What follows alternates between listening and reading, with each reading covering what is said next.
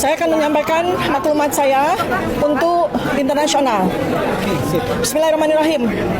In defense of truth and academic integrity in Indonesia. Membela kebenaran dan integritas akademik di Indonesia. Dr. Tifauzia Tiasuma. Ladies and gentlemen, fellow citizens of the world, today I speak not merely as an Indonesian, but as a member of the global community who believes in truth, dignity, and the sacred duty of intellectual honesty. Saya Dr. Tifauzia Tiasuma. Yang saya hormati para pemimpin dunia, rekan-rekan akademisi, media internasional, dan seluruh warga dunia yang mencintai keadilan. Hari ini saya berbicara bukan hanya sebagai warga negara Indonesia, tetapi sebagai bagian dari komunitas global yang menjunjung tinggi kebenaran, kehormatan, dan integritas intelektual. Indonesia, the world's third largest democracy, is facing a silent yet deeply consequential moral crisis. A crisis that does not involve weapons or war, but a battle for truth, academic freedom, and the soul of our republic. Indonesia, negara demokrasi terbesar ketiga di dunia, tengah menghadapi krisis moral yang sunyi namun sangat menentukan.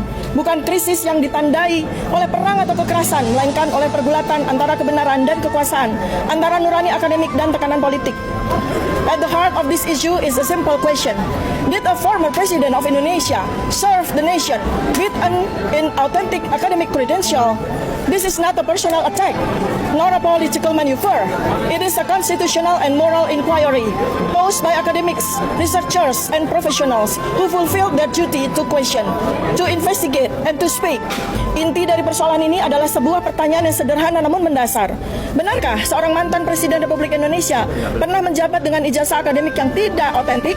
Pertanyaan ini bukan serangan pribadi, bukan fitnah, bukan pula manuver politik. Ini adalah panggilan moral dan konstitusional yang diajukan oleh kami para akademisi, peneliti, dan intelektual yang menjalankan tanggung jawabnya untuk mengkaji, mempertanyakan, dan mengungkapkan kebenaran. Yet today, I, Dr. Tifa, Mr. Dr. Roy Suryo, and Dr. Rizwan Syanipar, and others are being prosecuted, silent, and treated as criminals. Their only crime is asking for the truth. We have not acted recklessly, nor with hostility. Our method was scholarly. Our motive is to protect the integrity of the Republic. This is a textbook case of whistleblower suppression. It represents a dangerous precedent for democracies everywhere.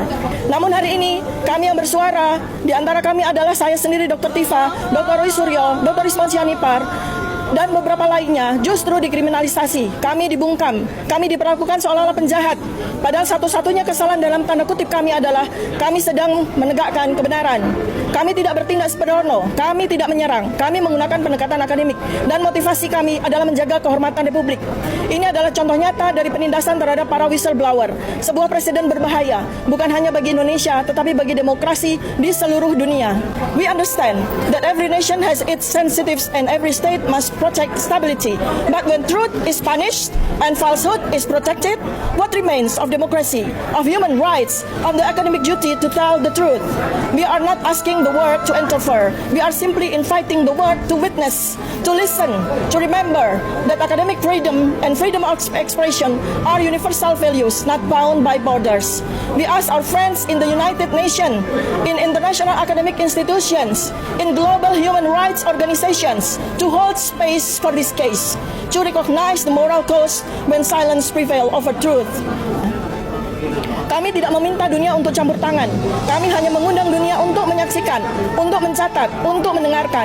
Karena kebebasan akademik dan hak untuk berkata benar adalah nilai universal dan dilindungi oleh undang-undang internasional. Dan ini tidak terikat oleh batas negara.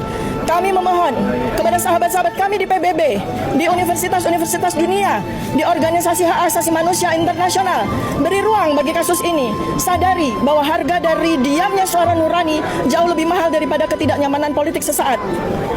In the words of the Prophet Muhammad, peace be upon him, saying the truth even if it is bitter. And in the tradition of global justice, the arc of the moral universe is long, but it bends toward truth. May it bend there, may it bend here, may it bend now. Thank you. Rasulullah Muhammad SAW pernah bersabda, katakanlah yang benar walau itu pahit. Dan dalam tradisi keadilan global, kita mengenal ungkapan, lengkung semesta moral itu panjang tapi ya condong menuju kebenaran. Semoga ia sekali ini condong ke sini dan semoga saatnya adalah sekarang.